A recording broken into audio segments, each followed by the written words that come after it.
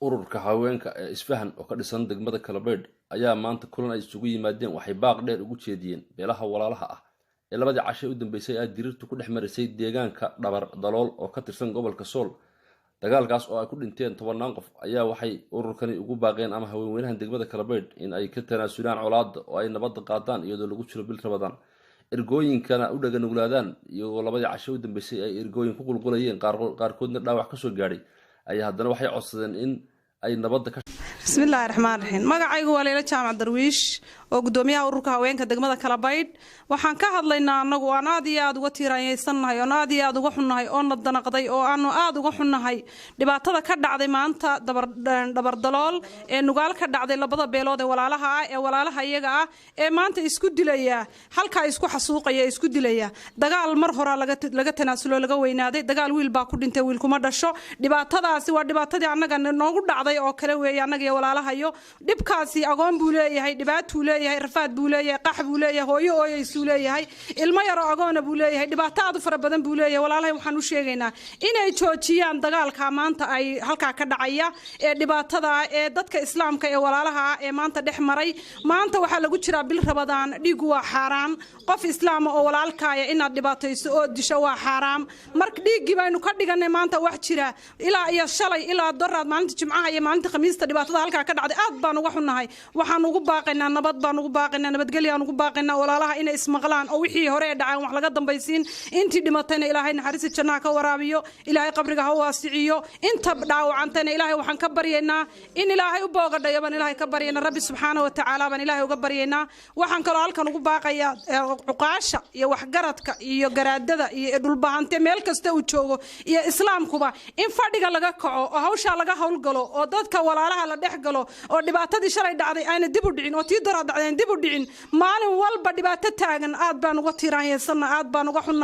uga xunnahay waan ka xunnahay waan ka tiiraanyeysanahay dhibaatada halka ka dhacday maalin walba ooyaysta ilmo yar agoona meesha dhibaata ka jirta waxaan u sheegaynaa walaalaha inay dhibaatada joojiyaan meel ma kala jiraan waa wiil iyo abtigi waa wiil iyo seedigi iyo wiil iyo walaalkii waa laba nin oo walaala waxa istilaya iyo awlaadoodii wax meel fa ka yimi maaha waa dadka iyagii aad baan uga xunnahay waan ka tiiraanyeysanahay الرحمن الرحيم بسم الله الرحمن الرحيم بسم الله الرحمن الرحيم الله أكبر الله أكبر الله أكبر dadka islaamka anagu raali kabaneen dadka waan ka xunay islaynaya ee walaalaha ay agoonta leh ee wada barooranaya saddex maalmood nugaalka socod colaad wadada walaalaha ilaahay waxaan ku rashay ilaahay kala qaboojiyo waxa weeye rafaad weeye waa agoon wadada walaalaha wadada islaynaya hadii ilaahay ku rooyay dad meel kale jira ma aha cadow way nagu farxaya dalka wala inaga qaadaya waxa weeye cadawgu meel walba Afriil xinta waa isku keendiraya waxa la yiri nin ahaan jiray dhoobi baagal soo caraabin jiray markaas wuxuu oran jiray sagaal gool dara isku kay galay goblan iyo gabow qaaciye haraad maalin iyo hawl habeen iyo dhaxan tiiba maanta idin haysata anaga sawaana soo marta anagu waxa weeye wayna soo martay rafaadkaas waana soo maray saasoo kala Ramadaan ay noogu bilaabantay waxaan ka soo hadlayaa meel la yiraahdo Kalabeed waxa weeye aqal xumadu wayna soo martay waan waa aragnay ilaahay hadaa taqaaniin iska joojiyo colaadda cadaabta lagu galaa janna lagu ma galo waxa weeye wiil iyo walaalkii weeye wiil iyo adeerkii weeye wadad wada dhashay wadadiisa wadad walaala sagaalkii gul dara idin haysata goblan baa idin haysta geeri baa idin haysata waxa idin haysata ilaahay ku oran yahay colaadan yarayn cadawgu idinku farxayo annagu aanu ka xunnahay laa ilaaha illa allah muhammad rasuulullah dadku aan xilli Ramadaana oo aan dhiiga la banayn oo in wanaag la sameeyo mooyaan ay ilaahay ugu talagalin xumaan la sameeyo xumaan baa lagu dhaqaaqay dadku hadir waa tacallimay sidii gaaladii baa jimcaha la dagaalamaya waxa weeye iida la dagaalamaya waxa weeye Ramadaanta la dagaalamaya laa ilaaha illa allah muhammad rasuulullah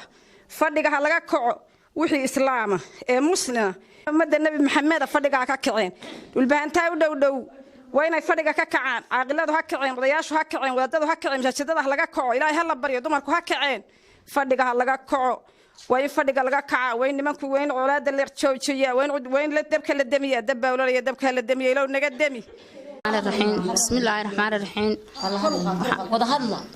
بسم الله الرحمن الرحيم اللهم صل على سيدنا محمد صلى الله عليه رسولك إلهي وحن يدين ويدين أمضى إسكفوجن ولا على حيانا إلهي إنك بدباتشو مساحة خير قبتنا هذين دحدقه هو بقى إلهي عافيه